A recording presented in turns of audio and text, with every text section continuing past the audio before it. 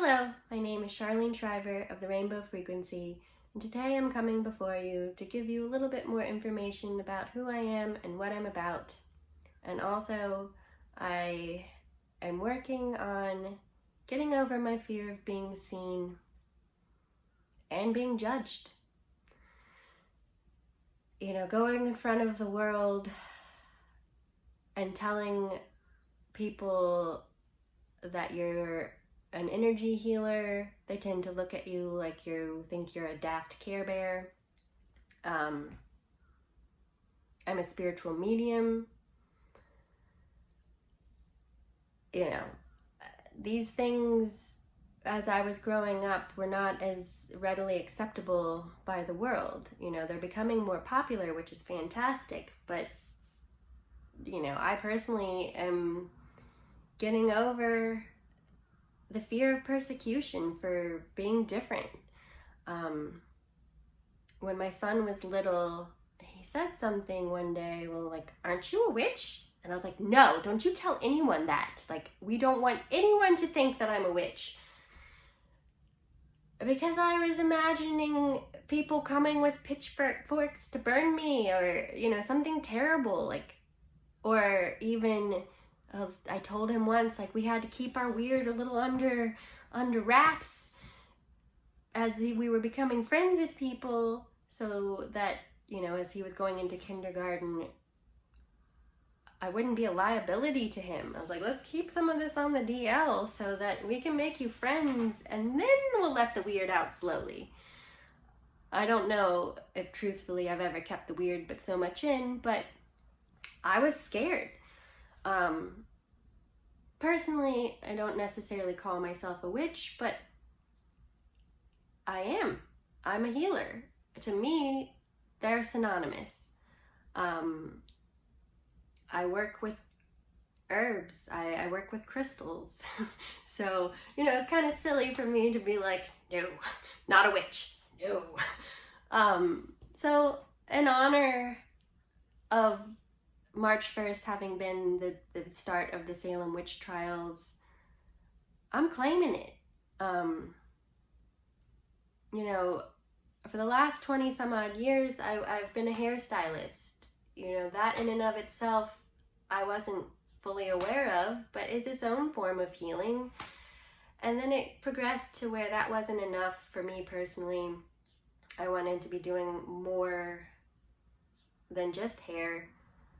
I think it's a wonderful profession by all means, and there's a lot of, like I just said, healing that takes place in that chair.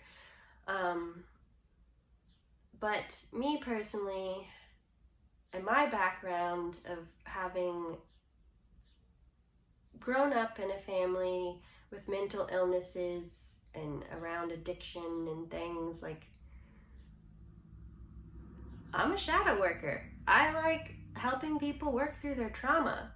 I went into Reiki wanting to help people be in balance, to help the world heal. I didn't expect to start having messages come through from people, deceased loved ones, but it was perfect divine timing if there ever was one. I started learning Reiki as my dad, he was 94, so he was declining in health, and it really helped me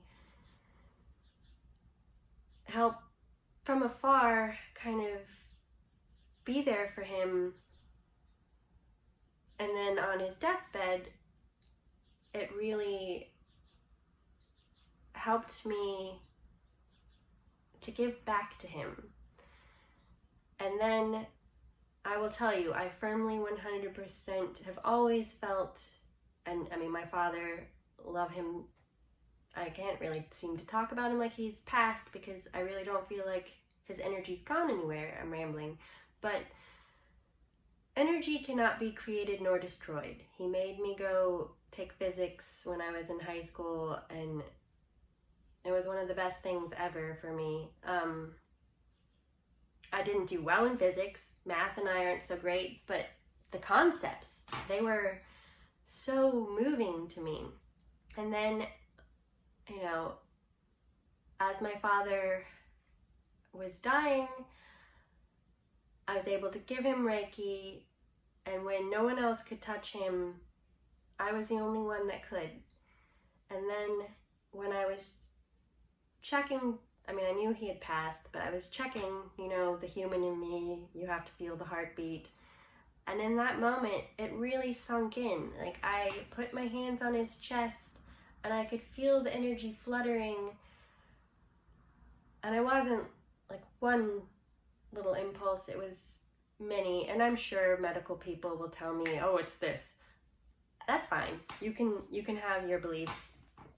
And I'm sure in part there is that neurological response of it coming out. But my inner knowing was that in that moment, he could be in infinite places at once. Now, I will admit, it was really the most beautiful moment and connection, but then I still had to grieve because the human part of us losing the corporal is still really hard.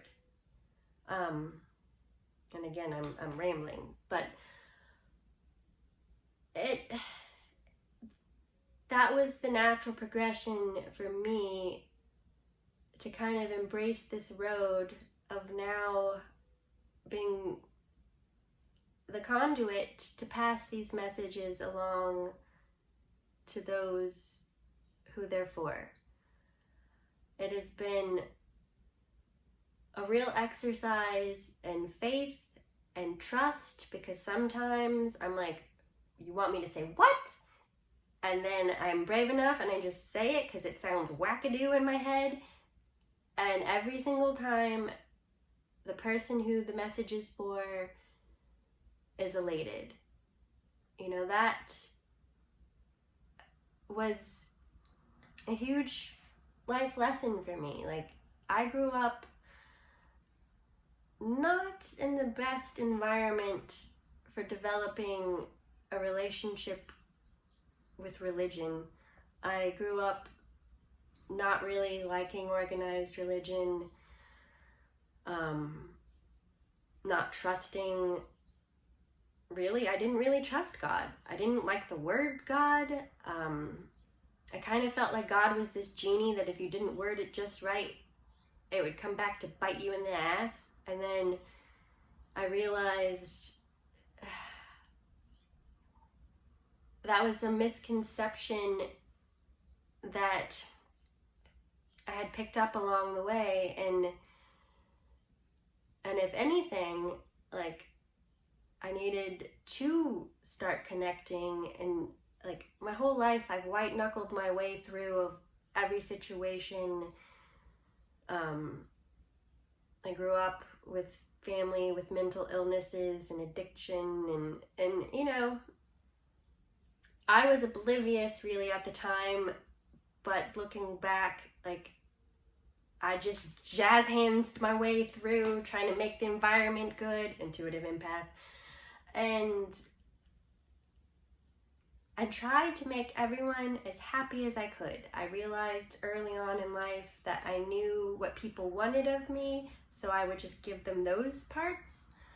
Then that progressed as a teenager of kind of rebelling, thankfully, and realizing I'm like, well, F that. Like, I want to be me.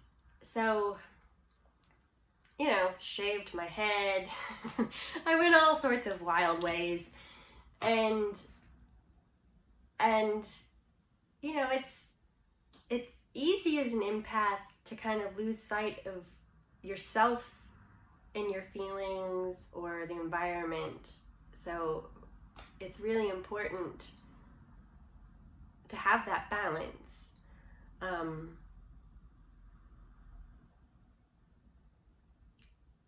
You know, the more I learn, the more questions I have. By no means, I do not have all the answers. I would never want anyone to think I did. But I will say, for my own self, I knew these things about myself as a child, you know. So really lean in to the things that you've always loved. You know, to me, the point of living is to become the best version of yourself. We kind of get caught up in the societal going through the motions and don't really focus as much as we could on our own uniqueness. You know, while we're all one in this web of life, we're all composites of different aspects that add up to us being a unique individual that when we all come together and shine our light and be our authentic selves and do what we're here to do, it adds to be a beautiful symphony of flavor and ingredients that make a beautiful whole. That is what I'm here to do, is to help people become the best versions of themselves, you know, to work through what they need to let go of, to acknowledge their own gifts and cultivate them. So that's what I'm about. Yin yang, energy can't be created nor destroyed. No matter where you go, there you are, so you best deal with it, you know, face it so that you can move on.